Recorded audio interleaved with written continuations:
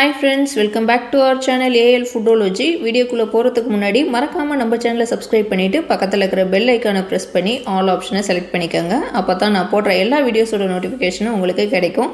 இன்ஸ்டாகிராம்லேயும் அப்படியே நம்ம பேஜை ஃபாலோ பண்ணிக்கோங்க. இன்றைக்கி ஒரு டேஸ்டியான நெத்திலி மீன் குருமா தான் செய்ய போகிறோம். வாங்க எப்படி செய்கிறதுன்னு பார்க்கலாம். ஃபஸ்ட்டு இந்த நெத்திலி குருமா செய்கிறதுக்கு ஒரு பேன் வச்சு நான் அதில் 2 டேபிள் ஸ்பூன் அளவு கடலெண்ணெய் சேர்த்துக்கிறேன். ஆயில் ஹீட்டான பிறகு 1 டீஸ்பூன் அளவு சோம்பு சேர்த்துக்குவோம். சோம்பு பொரிஞ்ச பிறகு ஒரு 100 கிராம் அளவுக்கு சின்ன வெங்காயம் எடுத்து இதோட நான் சேர்த்துக்கிறேன். சின்ன வெங்காயத்தை சேர்த்துட்டு இப்போ நம்ம நல்லா வதக்கி விட்டுக்கலாம். இதுக்கு நீங்கள் பெரிய வெங்காயம் கூட யூஸ் பண்ணிக்கலாம். ஆனால் சின்ன வெங்காயம் சேர்த்து இந்த குருமா செய்கிறப்போ குருமா நல்லா டேஸ்ட்டாக இருக்கும். இப்போ வெங்காயம் இன்னும் கொஞ்சம் நல்லா வதங்கி வரட்டும், அது வரைக்கும் வதக்கி விடுவோம். இது கூடவே நான் 2 டேபிள் ஸ்பூன் அளவு இஞ்சி பூண்டு பேஸ்ட்டையும் சேர்த்துக்கிறேன். இப்போ இஞ்சி பூண்டு பேஸ்ட்டையும் சேர்த்துட்டு அதையும் இந்த வெங்காயத்து கூடவே அதோட பச்சை ஸ்மெல் போகிற வரைக்கும் நல்லா வதக்கி விட்டுக்கலாம்.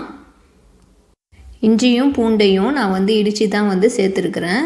நான் அப்போ தான் ஃப்ரெஷ்ஷாக இருக்கும், நல்லா டேஸ்ட்டாகவும் இருக்கும்ன்றதுக்காக நான் எப்போதுமே சமைக்கிறப்போ இஞ்சி பூண்டு பேஸ்ட்டை இடித்து தான் சேர்த்துப்பேன். இப்போ இது கூடவே ஒரு 4 பச்சை மிளகா கீரி சேர்த்துக்கிறேன். கூடவே கருவேப்பிலையும் சேர்த்துக்கிறேன். ஒரு அரை தக்காளி கட் பண்ணி வச்சுருக்கேன், அதையும் இதோட சேர்த்துக்கிறேன். இப்போது 1 டேபிள் ஸ்பூன் அளவு மஞ்சள் தூள் சேர்த்துக்குவோம். மஞ்சள் தூள் சேர்த்துட்டு இப்போ இது எல்லாத்தையும் நம்ம வதக்கி விட்டுக்கலாம். பச்சை மிளகா உங்கள் காரத்துக்கு ஏற்ற மாதிரி சேர்த்துக்கங்க. இதுக்கு நம்ம மிளகாய் தூள்லாம் போட போகிறதில்ல, அதனால் வெறும் பச்சை மிளகாவோட காரம் தான். நான் ஒரு 4 பச்சை மிளகா கீரி சேர்த்துருக்குறேன். இப்போது தக்காளியை வதக்கி விட்டுக்கலாம். தக்காளி ரொம்ப வதங்கணும்னு இல்லை, குருமாவுக்கு கொஞ்சம் தக்காளி மீடியமாக வதங்கினா போதும். இப்போது இந்த குருமாவுக்கு தேவையான அளவு தண்ணி சேர்த்துக்கலாம். நீங்கள் எந்த அளவுக்கு குருமா வைக்க போகிறீங்களோ அதுக்கேற்ற மாதிரி நீங்கள் தண்ணி சேர்த்துக்கோங்க. நான் கொஞ்சமாக தான் செய்கிறேன், அதனால் கொஞ்சமாக தண்ணி சேர்த்துருக்கேன். இப்போ தண்ணி சேர்த்ததுனால 1 டீஸ்பூன் அளவு உப்பு சேர்த்துக்கலாம். உப்பு சேர்த்துட்டு இப்போ இது எல்லாத்தையும் நல்லா நம்ம மிக்ஸ் பண்ணி விட்டுக்குவோம். ஏற்கனவே நம்ம சேனலில் நெத்திலி மீன் ஃப்ரையும் நெத்திலி மீன் குழம்பு ரெசிப்பியும் வீடியோ இருக்குது, ஐ கார்டில் லிங்க் கொடுக்குறேன், செக் பண்ணி பாருங்கள். இப்போ இதை ஒரு மூடி போட்டு மூடி வச்சுக்கலாம். இது ஒரு 10 நிமிஷம் வரைக்கும் கொதித்து வரட்டும். நம்ம சேர்த்த தக்காளி வெங்காயம்லாம் நல்லா வெந்து வரட்டும்.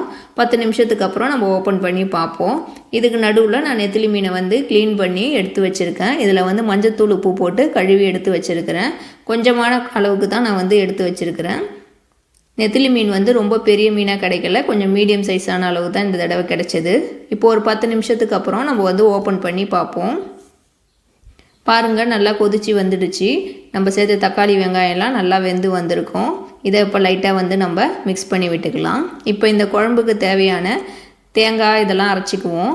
நான் 2 டேபிள் ஸ்பூன் அளவு தேங்காய், 1 டீஸ்பூன் அளவு ஜீரகம், 1 டீஸ்பூன் அளவு சோம்பு எடுத்து ஒரு மிக்ஸி ஜாரில் சேர்த்துருக்கேன். இதில் கொஞ்சமாக தண்ணி சேர்த்து நல்லா பேஸ்ட்டாக அரைச்சிக்கோங்க.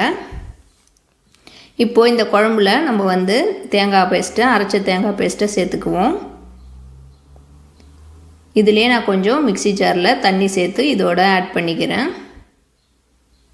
இப்போது இந்த குருமாவுக்கு தேவையான உப்பு சேர்த்துக்கலாம். ஏற்கனவே 1 டீஸ்பூன் அளவு உப்பு சேர்த்துருக்கோம், அதனால் பார்த்து அளவாக சேர்த்துக்கோங்க. இப்போ உப்பு சேர்த்துட்டு நம்ம எல்லாத்தையும் மிக்ஸ் பண்ணி விட்டுக்கலாம்.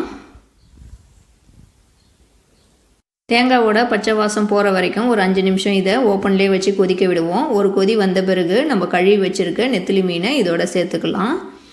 இந்த சமயத்தில் நீங்கள் ஸ்டவ் லோ ஃப்ளேமில் வச்சுக்கோங்க. ஏன்னா தேங்காய் சேர்த்துட்டு அதிக நேரம் கொதிக்க விடக்கூடாது. அதனால் லோ ஃப்ளேமில் வச்சுட்டு நம்ம இந்த மீனை சேர்த்துக்கலாம். மீன் சேர்த்துட்டு லைட்டாக கிண்டி விடுங்க. ரொம்ப போட்டு நல்லா மிக்ஸ் பண்ணக்கூடாது, அப்புறம் மீன் உடஞ்சிடும். அதனால் லைட்டாக இது மாதிரி மிக்ஸ் பண்ணி விடுங்க.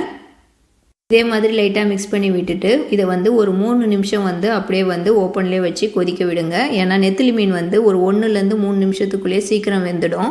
இப்போ பாருங்கள், நல்லா குழம்பு ரெடி ஆகிடுச்சு குருமா. மீன்லாம் பாருங்கள் உடையவே இல்லை, பாருங்கள். லைட்டாக இது மாதிரி மிக்ஸ் பண்ணி விடுங்க. இந்த ஸ்டேஜில் நான் ஸ்டவ் ஆஃப் பண்ணிக்கிறேன். லாஸ்ட்டாக கட் பண்ணி வச்சுருந்த கொத்தமல்லி இலையை இதோட சேர்த்துக்கிறேன். ஸ்டவ் ஏற்கனவே ஆஃப் பண்ணிட்டேன், அந்த ஹீட்டில் தான் அது கொதிச்சிட்ருக்குது. கொத்தமல்லி இலையை சேர்த்துட்டு நம்ம லைட்டாக மிக்ஸ் பண்ணி விட்டுக்கலாம். நம்மளோட நெத்திலி குருமா சூப்பராக ரெடி ஆகிடுச்சு. இது ஹீட்டில் இன்னும் கொஞ்சம் நல்லா திக்காகிடும். இதை இப்போ நான் சர்வ் பண்ணிவிட்டு உங்களுக்கு காட்டுறேன். பாருங்கள், நம்மளோட நெத்திலி குருமா சூப்பராக ரெடி ஆகிடுச்சு. பாருங்கள், மீன் உடையவே இல்லை. பாருங்கள், நம்ம லோ ஃப்ளேமில் வச்சு செஞ்சால் தான் மீன் உடையாமல் இருக்கும். ரொம்ப நேரமும் வச்சுருக்கக்கூடாது, இல்லைனா உடஞ்சி மீன் கரைஞ்சிடும். இந்த நெத்திலி மீன் குருமா வந்து ஒயிட் ரைஸு சப்பாத்திக்கெலாம் வந்து டேஸ்டியாக சூப்பராக இருக்கும். நீங்கள் இது வரைக்கும் நெத்திலி மீனில் குருமா வச்சது இல்லைன்னா கண்டிப்பாக நான் செஞ்ச மாதிரி இந்த நெத்திலி மீனில் ஒரு தடவையாவது குருமா செஞ்சு பாருங்கள். செஞ்சு பார்த்துட்டு எப்படி இருந்துச்சுன்னு எனக்கு கீழே கமெண்ட்டில் சொல்லுங்கள். இந்த வீடியோ உங்களுக்கு பிடிக்கும்னு நம்புகிறேன். பிடிச்சிருந்தா லைக் பண்ணுங்கள். இந்த வீடியோவை உங்கள் ஃப்ரெண்ட்ஸ் அண்ட் ஃபேமிலிஸ்க்கு ஷேர் பண்ணி விடுங்க.